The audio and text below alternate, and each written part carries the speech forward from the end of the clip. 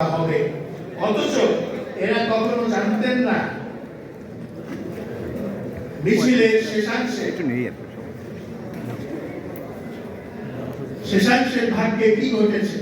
রশিদ ব্রিগেডের কাছে হামলা চালানোর পর কোনো সতর্ক বাণী না দিয়ে পুলিশ গুলি ছোড়ে। ঘটনাস্থলে মেনন গ্রুপের অন্যতম নেতা, ঢাকা বিশ্ববিদ্যালয়ের ইতিহাস বিভাগের এমএ শেষ পর্বের ছাত্র আসাদুজ্জামান গুলিতে মারাত্মকভাবে আহত হন। গুলিতে আরো আহত হয়েছিলেন পাকিস্তান অবজারভারের স্টাফ ফটোগ্রাফার মরহুম Mozammel Haque, central government high স্কুলের নবম শ্রেণীর ছাত্র আবু, কুমিল্লা ভিক্টোরিয়া কলেজের প্রথম বর্ষের ছাত্র আব্দুল মজিদ। ছাত্ররা ধরাধরি করে আসাদকে ঢাকা মেডিকেল কলেজে জরুরি বিভাগে নেওয়ার আগে তিনি শেষ নিঃশ্বাস ত্যাগ করেন। কথা আছে, পুলিশের ডিএসপি বাহাউদ্দিন আসাদকে পয়েন্ট ব্ল্যাঙ্ক রেঞ্জ থেকে রিভলভার দিয়ে গুলি করেন। পরবর্তীকালে হত্যাকাণ্ডের জন্য এই পুলিশ অফিসারকে দায়ী করে ছাত্র সংগঠনের মধ্য থেকে বিচারের দাবি ওঠে। রাষ্ট্রযন্ত্র সেই বিচারের দাবিতে কর্ণপাত করে। বিদ্যমান সমাজ ও রাষ্ট্র ব্যবস্থার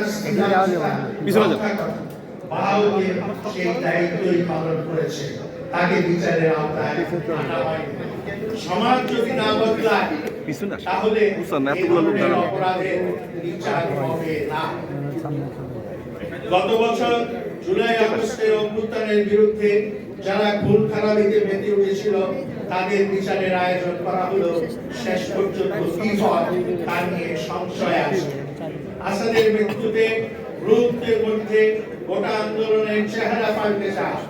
ঘটনার প্রতিবাদে দুপুরের পর এক ঐতিহাসিক শোক মিছিল বের হয়।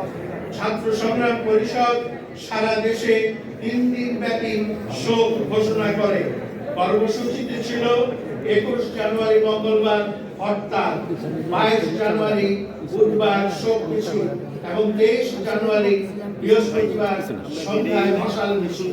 30 জানুয়ারি সোমবার কোনো প্রস্তুতি ছাড়াই যে শোক মিছিল হয়েছিল তাতে মেয়েরা নেতৃত্ব দেয়। সংবাদপত্র মন্তব্য করে গৃহসমূহের ছাদ ও জানালা হইতে মিছিলকারীদের উপর পুষ্পবৃষ্টি নিক্ষেপ করা হয়। ওই দিন পুলিশ ও ইতিহাস কয়েক রাউন্ড গুলিবর্ষণ এবং ব্যায়ামের এবং ব্যাটন চার্জ করে। ন্যূনতম প্রস্তুতি ছাড়াই 21 জানুয়ারি মঙ্গলবার স্বতঃস্ফূর্ত ভাবে ঢাকায় হরতাল পালিত হয়। শুরু হয় রাজপথে মানুষের ঢল। 20 জানুয়ারি সোমবার রাতে আসাদের লাশ নিয়ে এক নাটকীয় ঘটনা ঘটে। ছাত্র নেতারা সিদ্ধান্ত নিয়েছিলেন আসাদের লাশ তার গ্রামের বাড়ি আতিকিয়ায় পাঠানো হবে। অপরদিকে সরকারি কর্তৃপক্ষের সিদ্ধান্ত ছিল লাশ নিতে না দেওয়া। এ সময় ঢাকা মেডিকেল কলেজ ছাত্র সংসদের সহসভাপতি প্রয়াত ডাক্তার আশিকুল আলমের উদ্যোগে আসাদের লাশ 21 জানুয়ারি 1969 ভোর 4টায় ট্রাকে করে আতিকিয়ায় নিয়ে যাওয়া হয়। 21 জানুয়ারি মঙ্গলবার পল্টন ময়দানে অনুষ্ঠিত হয় শহীদ আসাদুজ্জামানের গায়েবানা জানাজা। শহীদ আসাদুজ্জামানের শাহাদাত নিশ্চিত করে দেয় 24 জানুয়ারি 1969 গণ অভ্যুত্থান। এদিন থেকে সমগ্র পূর্ব বাংলায় আইয়ুবের শাসনযন্ত্র বিকল হয়ে পড়ে। শহীদ আসাদ ছিলেন একজন ব্যতিক্রমধর্মী শহীদ। তিনি সুনির্দিষ্ট রাজনৈতিক বিশ্বাসে বিশ্বাস করতেন।